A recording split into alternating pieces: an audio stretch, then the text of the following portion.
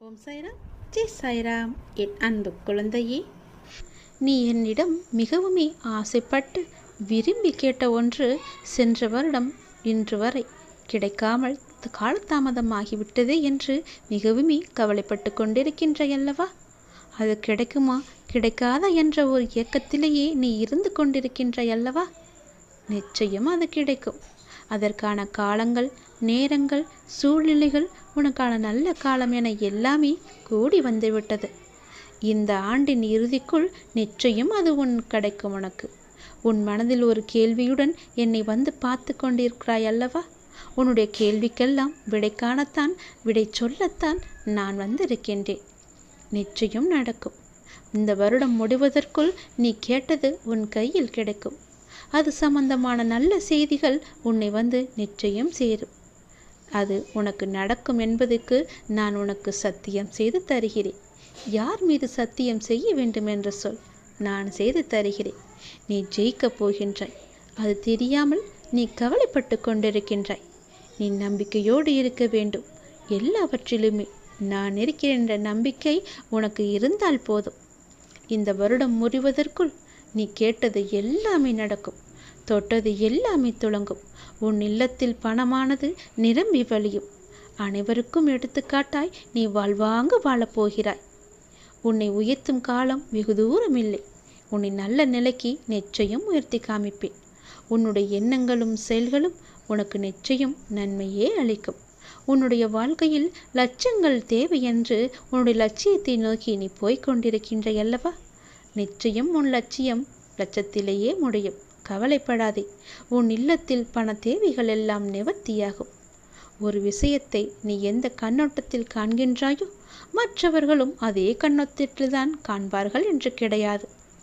அவர்கள் உன் மீது பொறாமை எண்ணத்தில் இருக்கின்றார்கள். நீ வளர்வது அவர்களுக்கு பிடிக்கவில்லை. நீ வளர்ந்து கொண்டே செல்வது அவர்கள் இறங்கிக் கொண்டே இருப்பது போல கவனித்து கொண்டிருக்கின்றார்கள். நீ எது செய்தாலும் அவர்கள் உன்னையே பார்த்து கொண்டிருக்கின்றார்கள். சிறு விஷயத்திலிருந்து பெரிய விஷயம் வரை உன்னையே அவர்கள் போட்டியாக பார்க்கின்றார்கள். நிச்சயம் அவர்களுடைய பார்வை உன் மீது படாத அளவுக்கு நான் பாதுகாப்பு வளையத்தை வைத்திருந்தாலும், அவர்களை பற்றி நீ பெரிதாக எடுத்துக்கொள்ளாமல் இருந்தாலும், அவர்களுடைய எண்ணம் உன்னை ஏதோ ஒரு வகையில் அமுக்கி வைத்திருக்கின்றது. அதனால் தான் சொல்கிறேன், தினமும் உன் வீட்டில் விளக்கேற்றி என்னுடைய நாமத்தை ஜபித்து என்னை நீ கூப்பிடு. உன் வீட்டில் எப்பொழுதுமே சாம்பிராணியின் வாசம் இருந்து கொண்டே இருக்கட்டும். அந்த எதிர்மறை பொறாமை எண்ணங்கள் எல்லாமே அழிந்துவிடும். உன் வாழ்க்கையில் நேர்மறை வந்து மகிழ்ச்சி பூத்து குழங்கும். மெல்ல மெல்ல உனது துன்பங்கள் எல்லாமே முடிவுக்கு வரும். உனக்கு கஷ்டத்திலிருந்தும் நோயிலிருந்தும் விடுதலை கிடைக்கும்படி நான் செய்வேன்.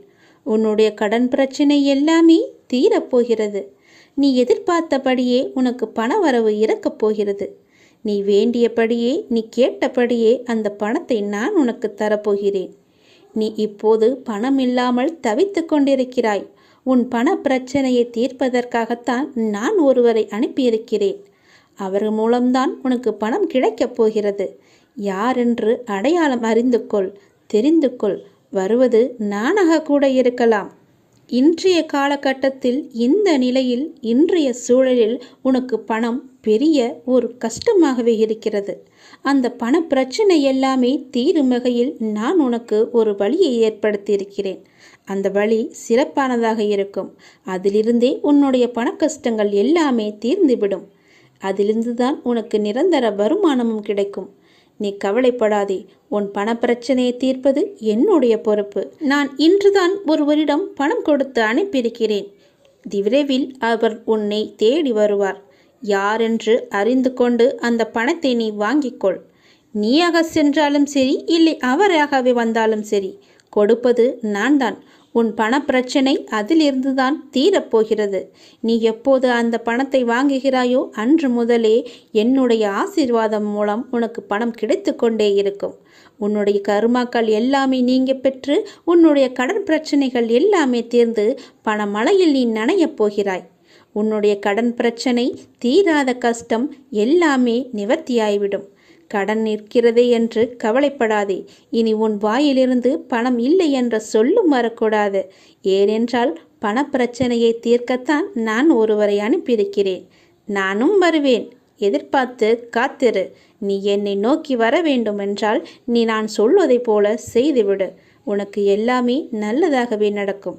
உன்னுடைய தொழில், நீ இப்போது பார்த்து கொண்டிருக்கும் வேலை உனக்கு சிறப்பானதாக மாறி பல மடங்கு உத்தியோகத்தில் பதவி உயர்வு பெற்று கூடுதல் வருமானமும் கிடைக்கும்படி செய்கிறேன். செய்து கொண்டேன், செய்தும் விட்டேன். அது விரைவிலேயே உன் கையில் கிடைக்கும். நான் சொன்னது போலவே அந்த தை மாதத்திற்குள்ளே உனக்கு கிடைத்துவிடும். தை 1ஆம் தேதிக்குள் அதற்கான நல்ல செய்தியும் உன் காதுகளில் விழும். உன் பணப்பிரச்சனை முற்றிலுமாக நீங்கிவிடும். எனக்கு பண கஷ்டம் இருக்கிறது என்ற வார்த்தையை இனி உன் வாயில் இருந்து வராது.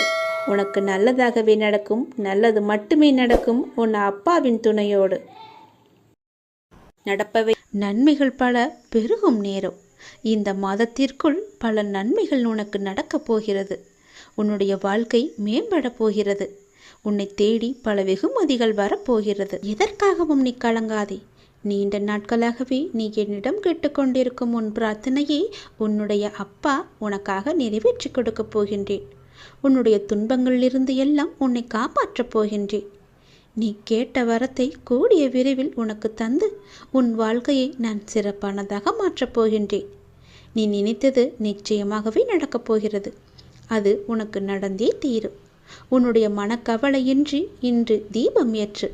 எனக்காக ஒரே ஒரு தீபம் உன்னுடைய வீட்டில் ஏற்றிவை. என்னை நினைத்து ஓம் என்று சொல். எல்லாவற்றையும் நான் பார்த்து கொள்கிறேன். உனக்கு நல்வழியை நான் காட்டுகிறேன். காலை எழுந்ததும் என்ன வாக்கு வருகிறது என்று பார்க்க வேண்டும். ஏனென்றால் மனம் எதையோ பறிகொடுத்தது போல உள்ளது என்று உன் மனதில் சில கவலைகளுடன் நேற்று உறங்கி போனாயல்லவா? ஒவ்வொரு காலகட்டத்திற்கும் என்ன நடக்க வேண்டுமோ அதுதான் நடந்திருக்கின்றது. ஆனால் அது நிரந்தரமல்ல. இதுவும் மாறும். உன் மனதில் உள்ள அந்த சுமைகளை இறக்கி வைத்துவிட்டு அடுத்த நொடி உன்னுடையதாக இருப்பதற்காக அதை எப்படி சிறப்பாக ஆக்கப் போகின்றாய் என்பதில் உன்னுடைய கவனத்தை நீ செலுத்து. நான் உன்னோடு இருக்கின்றேன். அடுத்த நொடியை மகளுடையதாக ஆக்க உனக்கு நான் துணை இருக்கின்றேன். என் செல்ல குழந்தையே, உன்னை விட்டு சென்றதெல்லாம் உன் கை வந்து இந்த தை மாதத்தில் உன்னை வந்து சேரும். மகிழ்ச்சியாகவே இரு. நான் உனக்கு துணை இருப்பேன். எப்பொழுதும் உனக்குள் நான் இருப்பேன். என்னுடைய நாமத்தை மட்டும் நீ சொல்லிக்கொண்டே இரு. நீ மகிழ்ச்சியாக இருந்தாலும் உன்னுடைய மனதில் ஏதோ ஒரு பயம் ஓடிக்கொண்டே இருக்கின்றதே. எதற்காக அது? அது தேவையற்ற பயம். உன் வாழ்க்கையில் நல்ல மாற்றங்கள் ஒவ்வொன்றாக நடக்க ஆரம்பம் ஆகிவிட்டது. பயம் உனக்கு எதிர்மறை எண்ணங்களை மட்டுமே தரும். அந்த பயத்தை நீ தூக்கி எறிந்துவிடு. உன்னுடைய மனதை நீ எப்பொழுதும் நேர்மறையாய் மட்டுமே வைத்துக்கொள். அதில் எதிர்மறையை உட்புகுத்தி விடாதே. அதை தடுத்து நிறுத்த வேண்டிய பொறுப்பு உனக்குள் தான் இருக்கிறது. அதை நீ மட்டுமே செய்ய முடியும். நீ நினைத்தால் கண்டிப்பாகவே முடியும். அந்த எதிர்மறை எண்ணங்கள் உன் செயல்பாட்டை எல்லாம் தடுத்து உன்னை தோல்வியில் சென்று அடைய வைத்துவிடும். முதலில் அந்த பயத்தை விடு. நல்லதை நினை. உனக்கு நன்மைகள் மேலும் மேலும் பெருகி கொண்டே இருக்கும். உன்னுடைய வாழ்க்கை உயரும் நேரம் இது. நீ வாழ்வை எப்போது குறை சொல்லாமல் ஏற்றுக்கொண்டாயோ, வினையை எப்போது நீ புரிந்து கொண்டாயோ, அப்போதே பல மாறுதல்கள் எல்லாம் உன்னுடைய வாழ்வில் நடக்க ஆரம்பித்து விட்டன. நீ விரும்பியபடி நடந்தால்தான் மகிழ்ச்சி இருக்கும் என்று நினைத்தாய். ஆனால் இப்போது உனக்கு அமைந்த வாழ்விலே நீ அனைத்து மகிழ்ச்சியையும் காண இருக்கின்றாய். இடமாற்றம், வேலை மாற்றம் என நீ எதிர்பார்த்த பல மாற்றங்கள் நிகழப்போகிறது. நீண்ட நாட்களாகவே நீ என்னிடம் கேட்ட ஒரு வேண்டுதலும் இந்த மாதத்தில் நிறைவேறப் போகிறது. மகிழ்ச்சியாக, சந்தோஷமாகவே அதை அனுபவிக்கப் போகின்றாய். உன்னுடைய வாழ்க்கையானது கொஞ்சம் கொஞ்சமாக மேம்பட்டு உயர்ந்த நிலைக்கு வரப்போகின்றது. உன்னுடைய வாழ்க்கையின் தரம் உயரும் நேரத்தை நீ நெருங்கிவிட்டாய் அல்லவா? அதனால் பல நன்மைகள் உன்னை வந்து சேரப்போகிறது. இந்த மாதம் முடிவதற்குள் அதற்கான பலனை நீ அனுபவிப்பாய். கொஞ்சம் கொஞ்சமாக எல்லாமே நடந்து உன் முழுமையான வாழ்க்கையை நீ அனுபவிக்க நீ உன்னை தயார் செய்து கொள்ள வேண்டும். சந்தோஷத்தில் நீ துள்ளி குதிக்கப் போகின்றாய். என்னுடைய நாமத்தை நீ சொல்லிக்கொண்டே இரு. கடந்த 1 வருடமாக இருந்த உன்னுடைய மனப்போராட்டத்திற்கு முடிவு கிடைக்கும் நேரம் இது. நீ போகும் பாதையே சரியான பாதை. அதிலிருந்து நீ நகர்ந்து விடாதே. இந்த வழியிலேயே நீ போ. உனக்கு முன்னால் நான் சென்று கொண்டிருக்கிறேன் என்பதை மறவாமல் அதன் வழியே வா. நிச்சயம் நடக்கும் நன்மைகள் பல. நல்லதொரு மாற்றம் நிரந்தரமாக உன்னுடைய வாழ்வில் இன்னும் சரியாக 3 மாதத்தில் வரப்போகிறது. அந்த நல்லதொரு மாற்றம் நீ எதிர்பார்த்ததை விட பல மடங்கு உனக்கு சந்தோஷத்தை அள்ளி தரப்போகிறது. அல்ல அல்ல குறையாத சந்தோஷம். அதை நீ அனுபவிக்கப் போகின்றாய். இது உன்னுடைய வாக்கு அல்ல, இது என்னுடைய சத்திய வாக்கு. உறவுகளில் உள்ள நிலையாமையை நீ புரிந்து கொண்டாய். உலக உண்மைகளை கொஞ்சம் கொஞ்சமாக நீ புரிந்து கொண்டாய். அடங்காத மனத்தினை என் நாமத்தால் அடங்க வைத்து நீ இப்போது பயின்று வந்து கொண்டிருக்கின்றாய்.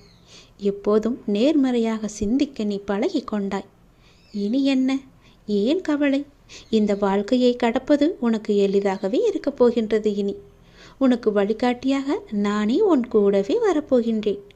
உன் கர்ம வினையை தீர்க்க வைத்து இந்த வாழ்வை நீ நிம்மதியோடு கடக்க நீ என்ன செய்ய வேண்டும் என்பதை அவ்வப்போது உனக்கு நான் குறித்து கொண்டே இருப்பேன். குறிப்பால் உணர்த்தி கொண்டே இருப்பேன். நீ தயங்காமல் முன்னேறு. நான் உன்னுடன் எப்போதுமே இருப்பேன். உனக்கு எல்லாவற்றையும் புரிய வைத்து உன்னுடைய வாழ்க்கையை செம்மையாக மாற்றி காமிக்கின்றேன். கடந்த 1 வருடமாக இருந்த உன்னுடைய ஒரு மனப்போராட்டத்திற்கு இப்போது முடிவு கிடைக்கும் நேரம். உன் மனம் 1 வருடமாக பட்ட பாடு எனக்கு தெரியாதா?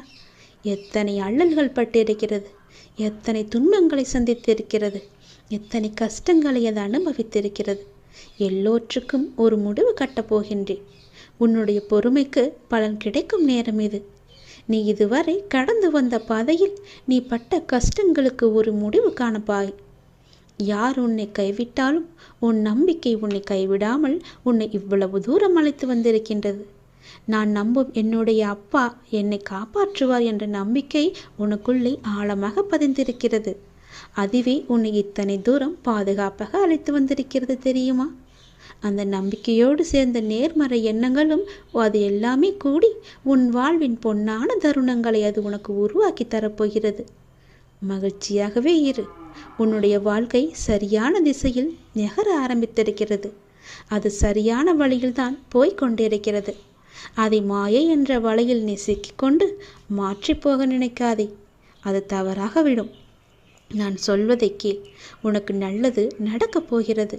எத்தனை வருடங்களாக நீ தவித்து கொண்டிருந்தாய். எவ்வளவு மனப்போராட்டங்களை எல்லாம் அனுபவித்து கொண்டிருந்தாய். சந்தோஷத்தையே நீ மறந்து விட்டாய். அவ்வளவு துன்பங்களை நீ அனுபவித்து விட்டாய் அல்லவா? அது எல்லாமே இப்போது முடியப் போகிறது. சந்தோஷமாக நீ உன் வாழ்க்கையை ஆரம்பிக்கப் போகிறாய். உனக்கு துணையாக உன்னுடைய அப்பா நான் இருக்கும்போது எதையும் கவலைப்படாதே. எதை பற்றியும் நீ சிந்திக்காதே. மகிழ்ச்சியாகவே இரு. நிறைய மகிழ்ச்சியான தருணங்கள் இனி ஒன்றின் பின் ஒன்றாக உன்னை நோக்கி வந்து கொண்டே இருக்கிறது.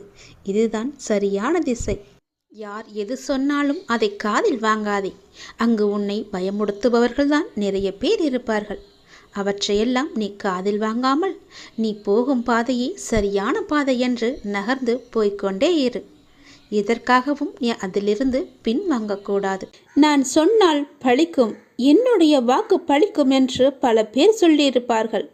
கேட்டிருக்கிறீர்களா?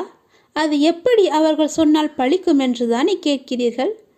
இந்த நான் சொல்லும் எல்லாமே அவர்களிடம் இருந்தால் அவர்கள் சொல் நிச்சயமாகவே பழிக்கும். அது என்ன? நான் சொன்னால் பழிக்கும், என் வாக்கு பழிக்கும் என்று தங்களை பற்றி சிலர் சொல்லிக்கொண்டே இருப்பார்கள். அது என் விஷயத்திலும் உண்மையாக நடக்கிறது. யாரையும் வஞ்சிக்காத ஒருவன், கடவுள் மீது அதிக நம்பிக்கையுள்ள ஒருவன் மனதார சொல்லும் எந்த வார்த்தைக்குமே உயிர் இருக்கிறது. அந்த உயிர் தன் சக்தியை காட்டிவிடுகிறது. ஆத்திரத்தில் சொல்லும் வார்த்தைகள் மட்டுமின்றி இயற்கையாக வந்து விழும் வார்த்தைகளுமே பழுத்து விடுகின்றன. எல்லாவற்றிற்கும் காரணம் தெய்வ, அதாவது குரு நம்பிக்கைதான் காரணம். குருவின் மீது முழுமையாகவே நம்பிக்கை வைத்திருப்பவன், குரு மீது முழுமையான பக்தி வைத்திருப்பவன், அசைக்க முடியாத நம்பிக்கை, சொல்லப்போனால் முழுமையான குரு மீதான அடிமை என்று கூட சொல்லலாம். அவர்கள் சொல்லும் வார்த்தைகள்தான் பழிக்கும். ஏனென்றால் அவர்களுக்குள்ளே அந்த கடவுளே உயிராக இருக்கிறார். அவர்களுக்குள் இருந்து சொல்லும் வார்த்தைகள் எல்லாமே கடவுளுடைய சொல். அவர்கள் சொன்னால் நிச்சயமாகவே பழிக்கும். சில பேர் சொல்லி கொண்டே இருப்பார்கள், நான் சொன்னால் பழிக்கும், நான் சொன்னால் நடந்துவிடும் என்று. அவர்களுக்கு நான் சொன்ன இந்த அத்தனை நம்பிக்கையும் அத்தனை அறிகுறிகளும் இருக்கிறதா என்று பாருங்கள். சில பேர் ஏமாற்று பேர் வழிகளாக கூட இருக்கலாம். அவர்களை நம்பக்கூடாது. நிச்சயம் நடக்கும். நம்பிக்கைதான் காரணம். நம்பிக்கை மட்டும்தான் அவரை அந்த வழியில் செல்ல வைக்கிறது, அந்த வார்த்தையை பழிக்க வைக்கிறது. சவால் என்ற வார்த்தைக்குள்ளே தான் வாசல் என்ற வார்த்தை மறைந்திருக்கிறது. அது உனக்கு தெரியுமா? நீ யாரிடம் வேண்டுமானாலும் சவால் விட்டுக்கொள். அதிலிருந்து தான் உனக்கான வாசல் திறக்கும். நீ எதிர்கொள்ளும் சவால்களை தான் வாசலாக உனக்கு திறக்கின்றன. உன்னுடைய எதிர்காலத்தின் வாசல் அங்குதான் இருக்கிறது. தைரியமாக செல். உனக்கான வாசல் எப்பொழுதும் திறந்தே நான் வைத்திருக்கிறேன். நீ எப்போது வேண்டுமானாலும் அதற்குள்ளே நீ வரலாம். உனக்காக நான் அங்கு காத்து கொண்டிருக்கிறேன். நீ தைரியமாக என்னை நோக்கி வா.